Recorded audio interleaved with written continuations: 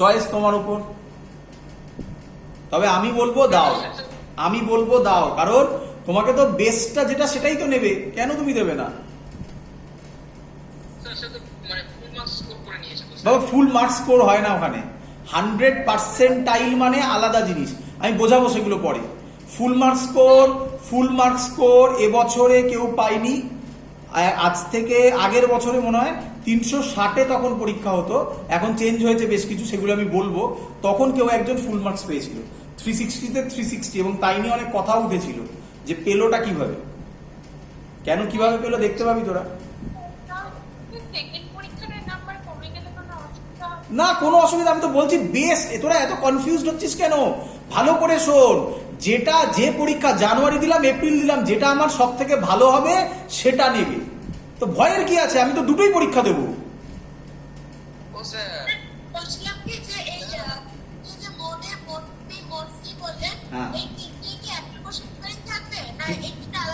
না না না না না না, মোড এ আলাদা, মোড বি আলাদা, মোড সি আলাদা আলাদা। একদম একদম একদম। হ্যাঁ, তিনটেই একসাথে জানুয়ারিতে হবে, আবার তিনটেই একসাথে এপ্রিলে হবে। আলাদা আলাদা দিন ফেলবে, আলাদা আলাদা দিন ফেলবে। ক্লিয়ার? বলো। বলছি স্যার, ওই জানুয়ারিতে একটা পরীক্ষা দিলাম, এপ্রিলে পরীক্ষা দিলাম, তো দুটো ক্ষেত্রেই স্যার খারাপ হয় স্যার, তো র্যাঙ্ক হলো না। দুটো ক্ষেত্রেই খারাপ হলো। পরের বছর কি আবার দেওয়া যায়? পরের বছর? হ্যাঁ নিঃসন্দেহে, কেন দেওয়া যাবে না? পরের বছর আবার দুটো ট্রাই করা যায়? আবার পরের বছর আবার দুটো, তাহলে তো স্যার এক বছর লস হয়ে যাবে। হ্যাঁ এটাই হবে, কিন্তু তুমি দিতে পারো। মানে নাম্বার অফ অ্যাটেম্পটস, তুমি যে কথাটা বললে এটাকে বলে নাম্বার অফ অ্যাটেম্পটস। আমি সেটাও লিখবো, আমি লিখবো 3 টাইম, 3টে নাম্বার অফ অ্যাটেম্পটস পাবে তুমি, 3 বছর দিতে পারবে।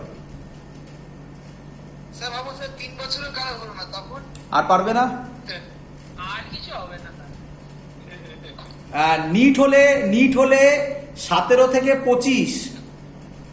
আমি এখন তোদের ভিডিওটা দিচ্ছি, কোর্টে কেস চলছে এখনো পর্যন্ত, যে 25-এর থেকেও বেশি বছরকে তাকে অ্যালাউ করতে হবে। এখনো সুপ্রিম কোর্ট তা নিয়ে রায় দেয়নি, তাই এখনো পর্যন্ত 25-এর বেশি হলেও পরীক্ষা দিতে পারবে। কিন্তু প্রোভাইডেড যদি সুপ্রিম কোর্ট বলে দেয় যে ওটা আর দেওয়া যাবে না, তাহলে যারা যারা চান্স পেয়েছে তাদের চান্স ক্যান্সেল হয়ে যাবে। সব বলবো, ধৈর্য ধরে ওগুলো শোন। সবার মোড সি ক্লিয়ার হয়ে গেছে।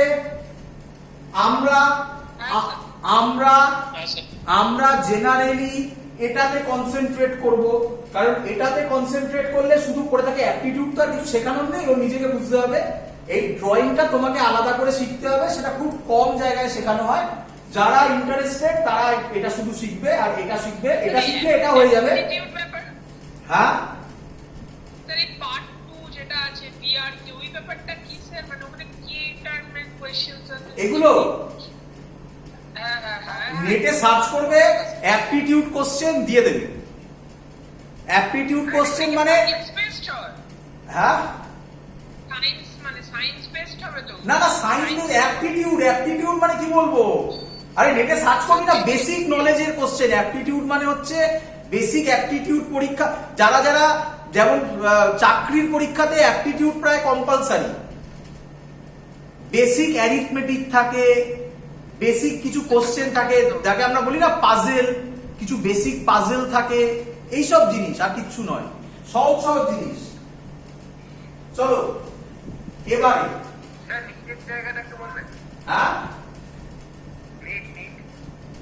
হ্যাঁ কি শুনতে পাইনি? সব বলবো, আমাকে পড়তে দে, তোরা আমাকে একটু এগোতে দিচ্ছিস না। ক্রাইটেরিয়া একটু ধৈর্য ধরে শোন। ক্রাইটেরিয়া হচ্ছে number 1, no age limit. Age limit নেই, নিটে আছে এজ লিমিট, বলবো। আচ্ছা নেক্সট, এবার ঝামেলার জিনিস আছে, এটা নিয়ে এবছর খুব ঝামেলা হয়েছিল, এটা নয় পরে বলছি। 75% পেতে হবে বোর্ডস এক্সামে। বোর্ডস এক্সামে মানে 12 এ যেটা হবে 12 বোর্ডস এক্সাম কিসে ফিজিক্স কেমিস্ট্রি ম্যাথমেটিক্সে সবাই পায় খুব কম স্টুডেন্ট আছে যারা পায় না এটা জেনারেল ক্যাটাগরিতে বললাম এসসি এসটি পার সাবজেক্টে 75% টোটাল পার্সেন্টেজ বলছি বি প্লাস সি প্লাস এ তিনটে মিলিয়ে 75% এবারটা কষ্ট আছে যদি এসসি এসটি হও তাহলে 65% পেতে হবে অথবা আরেকটা ক্রাইটেরিয়া আছে যেটা হচ্ছে ক্যান্ডিডেটস ইন টপ 20 পার্সেন্টাইল এই হলো সেই জায়গাটা এগুলো তোরা এখন বুঝতে পারবি না পার্সেন্টাইল আমি যেহেতু এই ভিডিওতে সব বলছি তাই এগুলোকে বলছি এগুলো তোরা এখন বুঝতে পারবি না ক্যান্ডিডেটস আমি বলে নিই তারপর সব শুনবো candidates in top 20 percentile in class 12 এটা বোর্ড বলবে যে টপ 20 পার্সেন্টাইলের নাম্বার কত পার্সেন্টাইল অবধি সেটাকে টপ 20 বলা হচ্ছে এটা পরীক্ষার পর আইএসসি যেটা বলে আইএসসি সিবিএসসি এরা বোর্ডগুলো বলবে ওয়েস্ট বেঙ্গল বোর্ড বলবে যদি তোমার 75% হলো না কিন্তু তুমি টপ 20 পার্সেন্টাইলের মধ্যে পড়ছো তাহলে তুমি এলিজিবল আর এটা হয়ে গেল তাহলে তো এটা দেখার দরকারই নেই যে কোনো একটা ফলো আপ করতে হবে আর এটা তো এসসি এসটির জন্য বলো সবাই বোঝা গেছে আচ্ছা হ্যাঁ বলো ক্লাস 12 মানে কি ক্লাস 12 এর বোর্ড এক্সাম হ্যাঁ ক্লাস 12 মানে কি ক্লাস 12 এর বোর্ড এক্সাম একদম ক্লাস 12 বোর্ড এক্সাম লেখা আছে ক্লাস 12 বোর্ডস এক্সাম স্যার কি দিয়েছেন স্যার ক্রাইটেরিয়া কিটা লিখেছেন উপরে কোনটা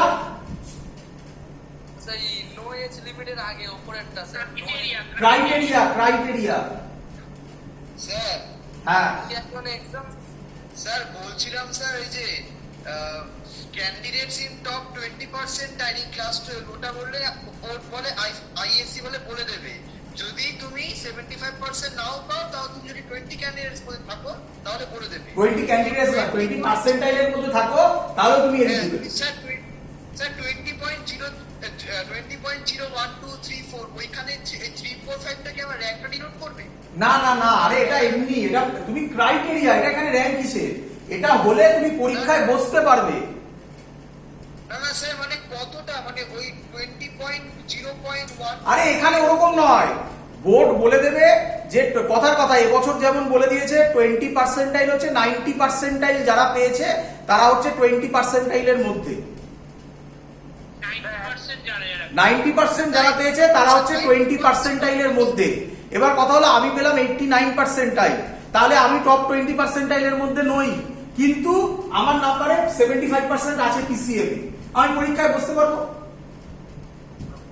না স্যার 89 মানে 89 পয়েন্ট কত 89 পয়েন্ট আপনি যেন বললেন 89.012 আরে না রে বাবা 89 ওরকম নয় বোর্ড বলে দেবে এটা ওরকম নয় এটা জয়েন্টের ব্যাপার নয় বোর্ড বলে দেবে এই নাম্বারটা ওই নাম্বারের মধ্যে হলে তুমি 20 পার্সেন্টাইলের মধ্যে না হলে হবে না তোমাদের এটা ভাবতে হবে না 75% সবাই পাবে বোর্ডে স্যার বলছি ফার্স্ট এক্সামটা তো বোর্ডের আগে হয় কোনটা ফার্স্ট এক্সামটা যেটা একদম ভালো কথা বলেছো একদম বোর্ডের আগে হয় তার মানে বোর্ডে যদি তুমি এটা না পাও যখন তুমি চান্স পেয়ে গেছো তখন তোমাকে ক্যান্সেল আউট করে দেওয়া হবে বোঝা গেছে হ্যাঁ স্যার আরেকবার বলে এই কথাটা স্যার শুনতে পেলাম না তুমি এক মিনিট একটা করে বলে নি তুমি বোর্ডে চান্স পেয়ে গেছো কিন্তু তারপরেও তোমার প্রবলেম আসছে কি প্রবলেম আসছে যে এইখান থেকে কোনো ক্রাইটেরিয়া ফুলফিল হয়নি কোনো ক্রাইটেরিয়াই তুমি ফুলফিল করতে পারোনি তাহলে তোমার অ্যাডমিশন ক্যান্সেল করে দেওয়া হবে তখন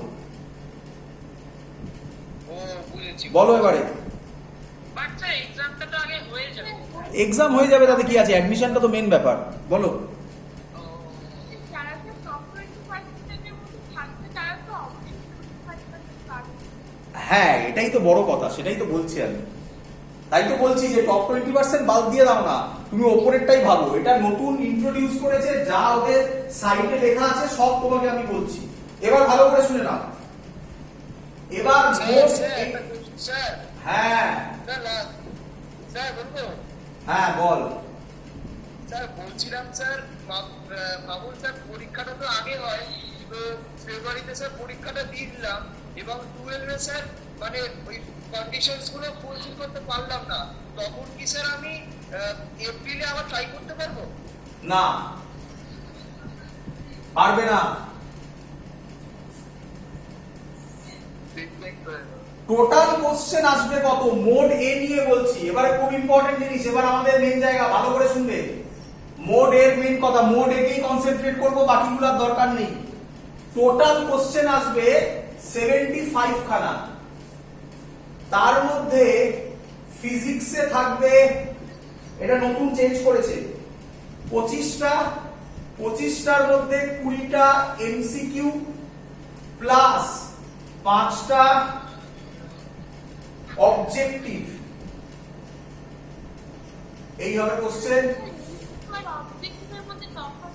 আচ্ছা, অবজেক্টিভ মানে তোমাকে দিয়ে দেবে, তারপর ডেটা লিখে দেবে 1 2 3 4, এগুলোকে ইন্টিজার বলে। ইন্টিজারের ইয়েতে কোশ্চেন, ইন্টিজার টাইপ কোশ্চেন। আমি যখন করাবো দেখতে পেয়ে যাবে। এখন আপাতত ওগুলো ভাবতে হবে না, ওগুলো নিয়ে আর কোশ্চেন করিস না এখন। ভেবে রাখ এমসিকিউ তোরা জানিস, আর 5 অবজেক্টিভ বা ইন্টিজার টাইপ কোশ্চেন, বা ইন্টিজার টাইপ কোশ্চেন কি হবে আমি শেখাবো। কেমিস্ট্রিতেও হবে, তাড়াতাড়ি শেষ করে নিয়ে আগে এটা। 25 একই জিনিস যা যা বলেছে। আর ম্যাথসেও হবে 25 যা যা বলেছি সব। এবার আমি যে কথাটা বলছি সেই কথাটা নিট, জেই মেন্স সবার জন্য ইকুয়ালি অ্যাপ্লিকেবল। সবাই মন দিয়ে শুনবে। যদি তুমি কারেক্ট অ্যান্সার দাও তাহলে পাবে 4 নাম্বার, পাবে 4। স্যার আপনার কথাটা কেটে যাচ্ছে। কারেক্ট অ্যান্সার দিলে, তুমি যদি কারেক্ট অ্যান্সার দাও তাহলে নাম্বার পাবে 4। রং অ্যান্সার দিলে -1 হবে। অ্যাটেম্প্ট না করলে, আচ্ছা এটা কার জন্য বোঝাচ্ছি, এটা এমসিকিউ, 20 এমসিকিউর জন্য বলছি। এটা 20 এমসিকিউ এই নিয়ম হবে। আর আনঅ্যাটেম্পটেড 0 একদম 0।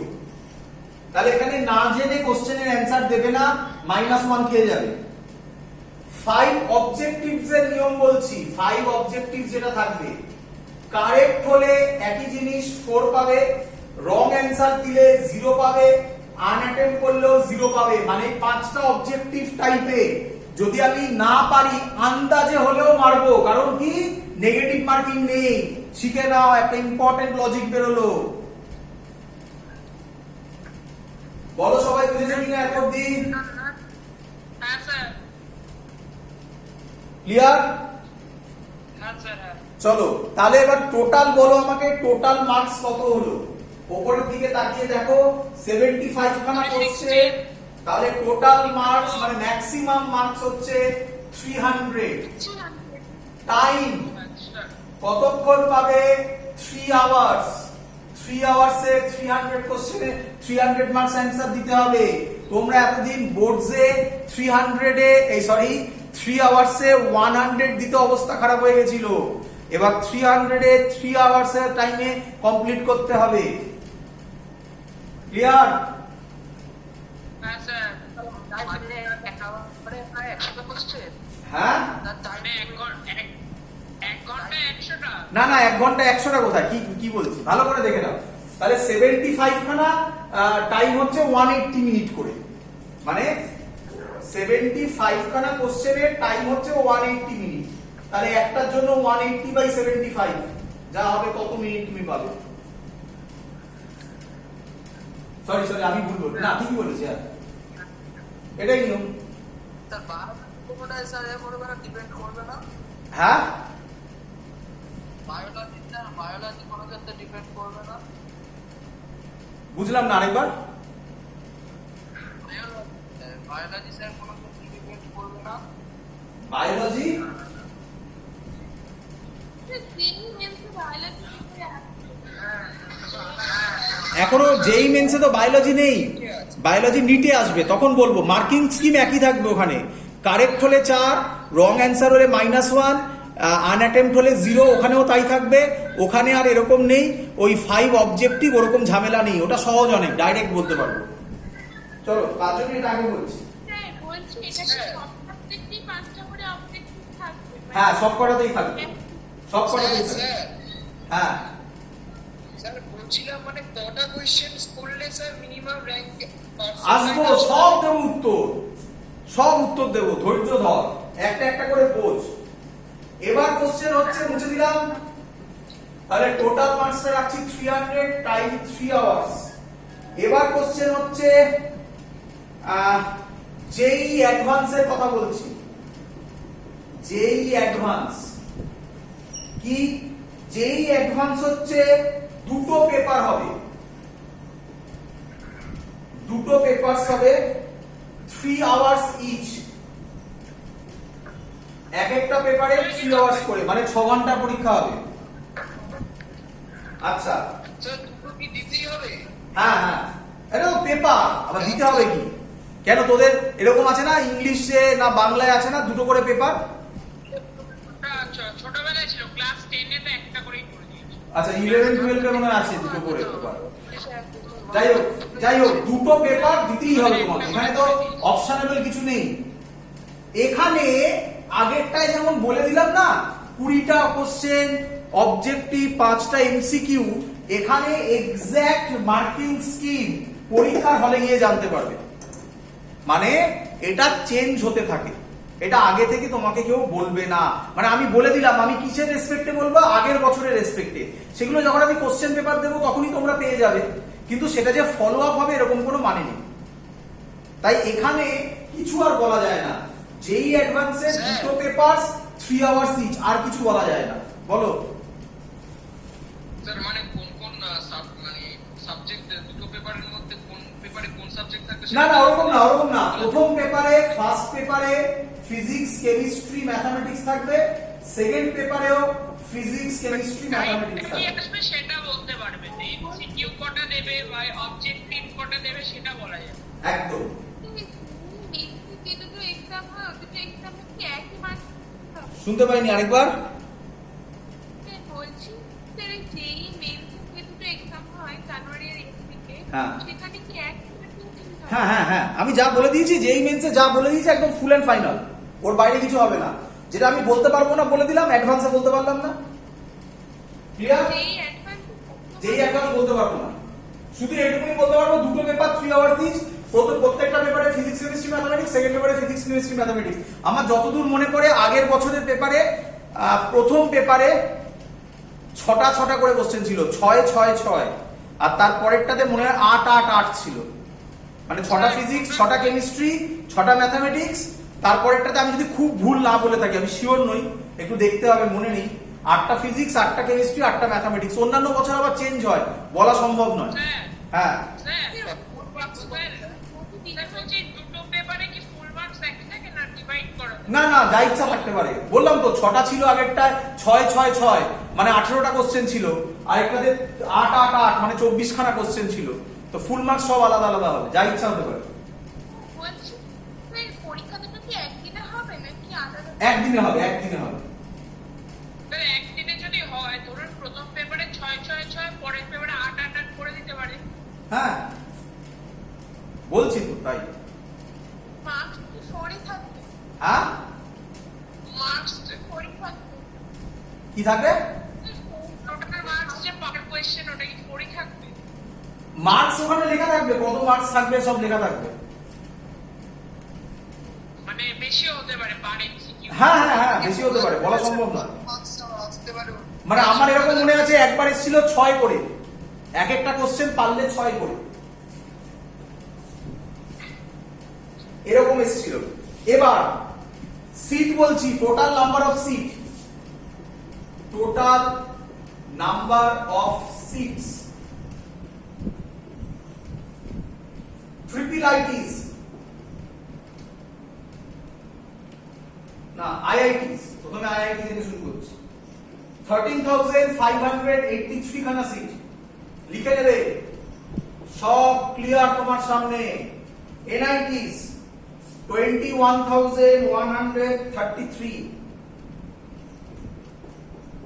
ট্রিপল ITs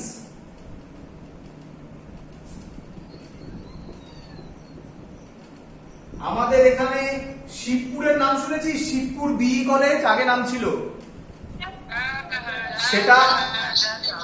সেটা ট্রিপল ITs এর মধ্যে পড়ে।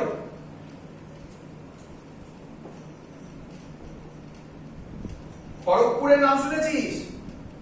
হ্যাঁ খড়গপুর IIT, খড়গপুর IIT তো ফেমাস, পুরো দেখেছি। কে আমাকে একটা পাঠিয়েছিল এখানে, সে কি এখানে আছে? আমাকে একটা ফটো তুলে পাঠিয়েছিল, তাদের আমি গল্প বলেছিলাম, ওই মশা মারার ইনজেকশনের গল্প। স্যার মেমসের কি হ্যাঁ, কেউ আছে, আমাকে পাঠিয়েছিল কেউ একজন, যে ওটা কোনো একটা জার্নালে বেরিয়েছে, সেটা সে আমাকে পাঠিয়েছিল কোথাও থেকে, দেখি আমি দেখলাম, বললো যে হ্যাঁ আমি বলেছিলাম যেটা, যিনি স্যার আমাদের ওই প্রজেক্ট ছিল, ওটা আমরা ভেবেছিলাম, আমরা তখন ছিলাম খড়গপুরে, TKB তরুণ কান্তি ভট্টাচার্য, তার আন্ডারেই আমি কাজ করেছিলাম। তো ওটা আমাদের, আমি তাদের গল্প বলেছিলাম, এই রিসেন্ট বেরিয়েছে, সে আমাকে পাঠালো, দেখলাম। যাই হোক, বলছি GFTI থেকে, হ্যাঁ GFTI থেকে GFTI বললাম, government fund technology institute. Sir হ্যাঁ স্যার হ্যাঁ স্যার বলছিলাম স্যার, এই সিট গুলো যে আছে প্রত্যেকটা ইনস্টিটিউশনের, এই সিট গুলো কি মানে ওই প্রত্যেক বছরে কি স্যার ইনক্রিজ ডিক্রিজ হয়? ইনক্রিজ হতে পারে, ডিক্রিজ হবে না। ও ইনক্রিজ যেটা হবে সেটা মার্জিনাল হবে। 13,000টা 14,000 হতে পারে, এইটুকুনি হবে। 13,500টা 14,000 হবে, এরকম হবে। স্যার আপনি যেটা লিখেছেন সেটা কি একদম অ্যাকিউরেট? কোনটা? হ্যাঁ, তা অ্যাকিউরেট ছাড়া আমি তোকে এমনি বলছি 13,583 কেন লিখলাম, এবছরের হিসেব। ও ঠিক আছে। চল। বলছি এগুলো কি সরকারি না বেসরকারি? আচ্ছা, হ্যাঁ ভালো কথা বলেছো, এগুলো সব সরকারি, যা যা বলেছি সব সরকারি, এখানে বেসরকারি কোনো গল্প নেই, পুরোটাই সরকারি। বেসরকারি হচ্ছে গিয়ে স্টেটের আন্ডারে পড়ে, স্টেটে যে কলেজগুলো ম্যাক্সিমাম সেগুলো বেসরকারি হয়, আর Vellore institute of technology, VIT, SRM, এরা কিছু বেসরকারি, তাদের সাথে এদের কোনো সম্পর্ক নেই।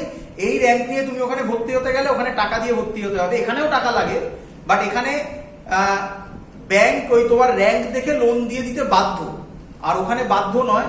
বুঝতেই পারছো মানে কিভাবে হবে। যাই হোক, সেটা পরের কথা। ক্লিয়ার আইডিয়া সবার? বোঝা? হ্যাঁ স্যার বলো। স্যার বলছিলাম কি ওই 23টা IIT এর মধ্যে কি 7টা IIT পড়বে না 7টা IIT আলাদা? এটা